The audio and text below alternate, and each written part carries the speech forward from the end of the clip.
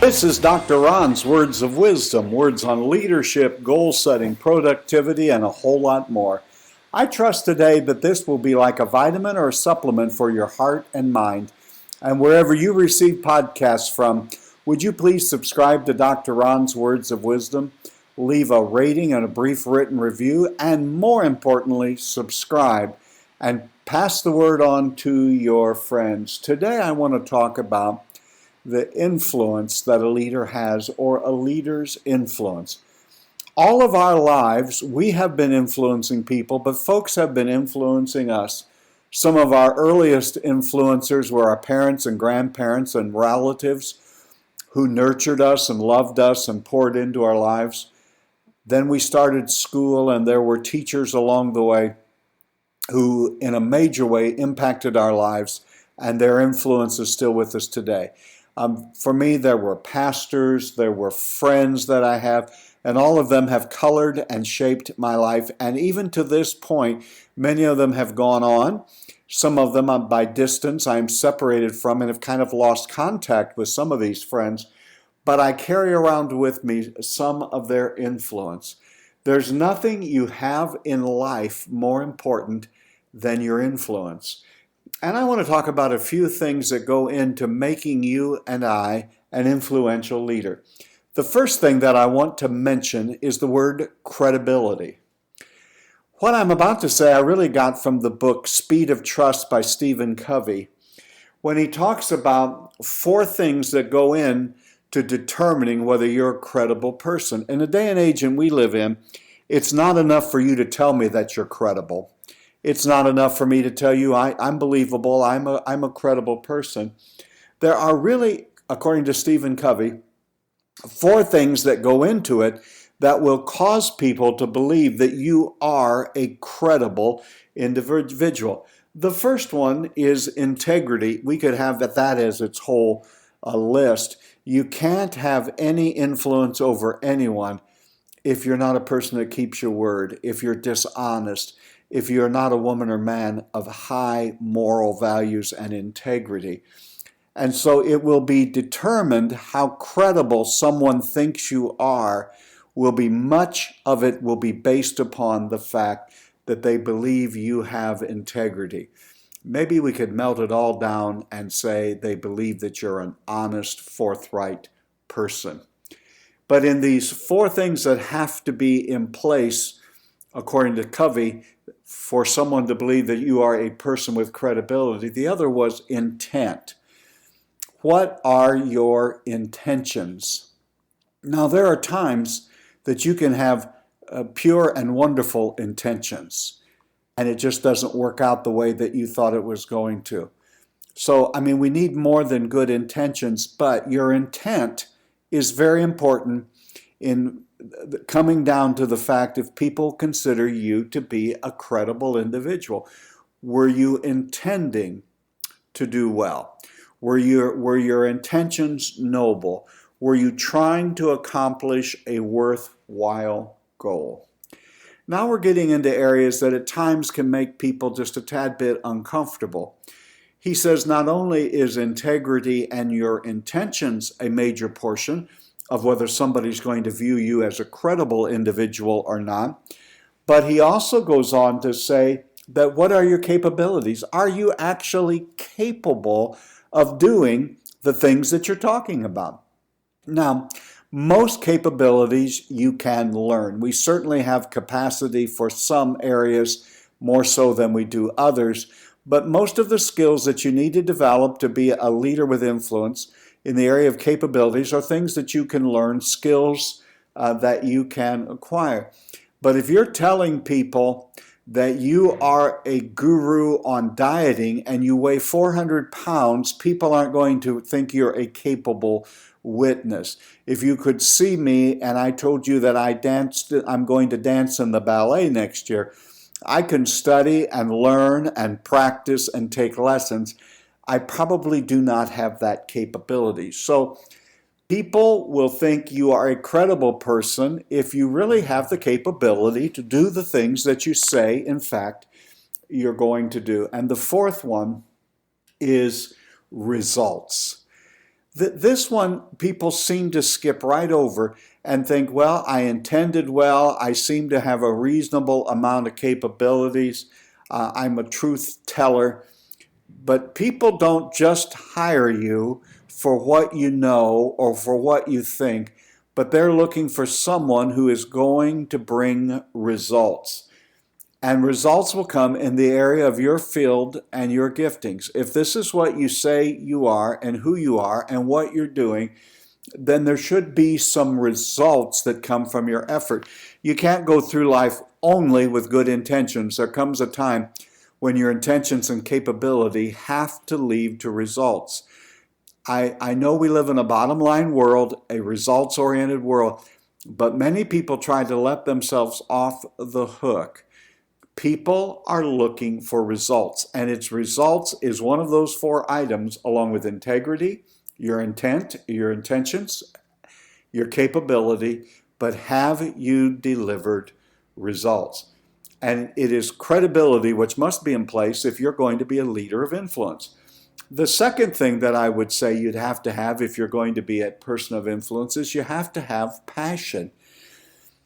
We are all looking for people who feel strongly, who have a passion, who feel like they are on mission, who feel that they have something they must contribute, not just to the organization, but to our lives and to the world.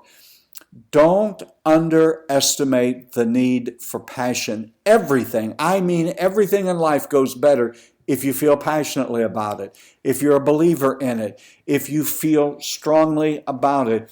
They are the people who influence the world, are not the ho-hum, well, take it or leave it, do whatever you'd like. No, rather the ones who are the influential leaders and the people who have been influential in our own lives are the people who were passionate about something.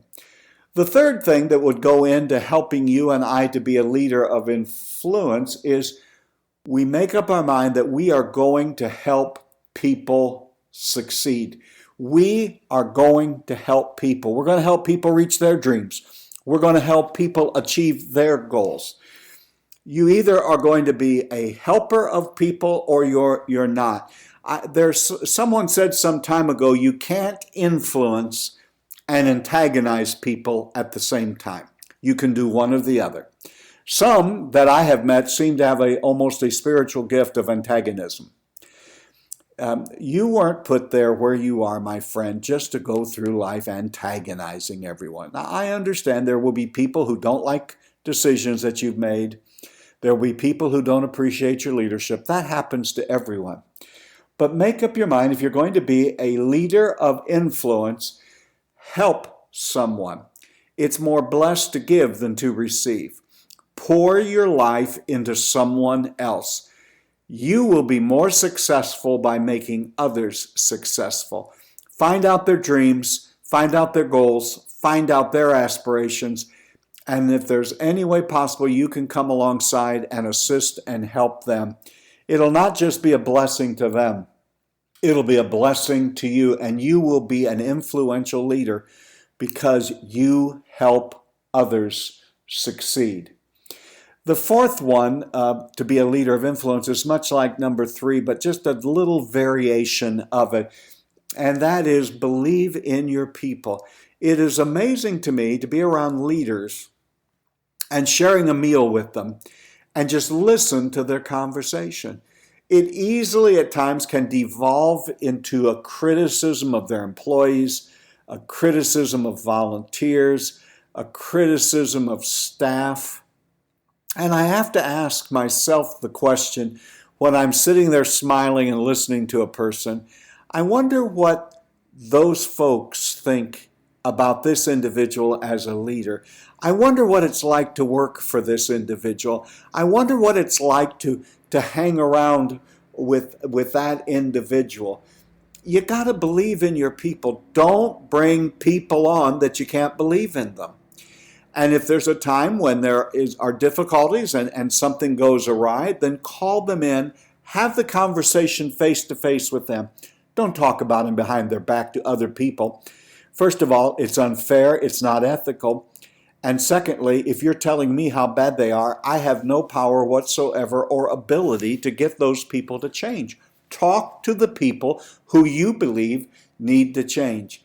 Everyone deserves to have someone who believes in them. And leader, you should be that person. If you want to be an influential leader, you need to believe in them. And another thing I'd say to you about that is, if you don't believe in the people, then I ask you the question, who hired them in the first place? Maybe that's the person you need to deal with, and more than likely, that's the person reflected back in the mirror. Go to work the next day, the next week, the next month, and really pour yourself into your people and express to them verbally how much you believe in them. The next one is also much like all of the others, and that is connect with people. One of the ways to believe in people is to take the time and to take the effort to just get connected with them. If we're not connected to people, the onus is not on the others. If we're the leader, the onus is on us. We're the one who needs to do the connecting. And sometimes the most influential thing you can do for someone else is to listen to them. We live in a world, and especially those people who are in the leadership chair, that we do a lot of talking and very little listening. And our people are absolutely starving for someone to listen to them. And the most connective thing you can do today is to listen to them. The next thing I would say is, if you're going to be a person of influence, start networking. I'm not talking about manipulating so you'll get to be my friend so I can sell you something. I want you to be my friend because I want to meet some of the people that you know. I mean, let's start from another angle. Let's start from the idea of, what value can I bring to you and your friends and your connections? Not what's in it for me, but what can I do to help you, to assist you, and to be a blessing in your life. It is truly more blessed to give than to receive. And what you'll find out, if you just become a generous person, generous with your resources, your time, your talent, your treasure, if you just become a generous person, it all comes back to you. People reciprocate. That's not the reason you do it. You do it because it's the right thing to do. And if you notice, the people who are major influencers in the world are people who have learned early on in life to begin to network and connect. Just offer yourself. Just offer words of encouragement. Be someone who is interested in others. Networking is nothing more than taking my eyes off of myself and looking at others. The last one is a negative. I don't usually like to verbalize negativity, but I hope you have not listened to this podcast and think that you need to go out and put on a charm offensive. Influence is more than charm, because it's not about you or self. It's about lifting up others. And the most influential people are not the self-centered. They are the others-centered. This is the meaning of integrity. The people we admire the most, the people we have all been most helped by, are people who focused on us, focused on others, were more than willing to offer assistance. They gave their time. They were a listening ear, and they were wise counsel. Now, to whom much is given, much is required. And you and I need to, for the next generation, be that kind of an influential leader who will offer that kind of help to others by listening to them, forgetting about ourselves, and trying to come alongside and assist them. You've been listening to Dr. Ron's Words of Wisdom, words on leadership, goal setting, productivity, and a whole lot more. I trust today this has been like a vitamin or a supplement for your heart and mind. And wherever you receive podcasts from, please subscribe to Dr. Ron's Words of Wisdom. And my leadership friend, remember, you are doing better than you think you are. You really are. And until next time, this is Dr. Ron saying, have a great and blessed day.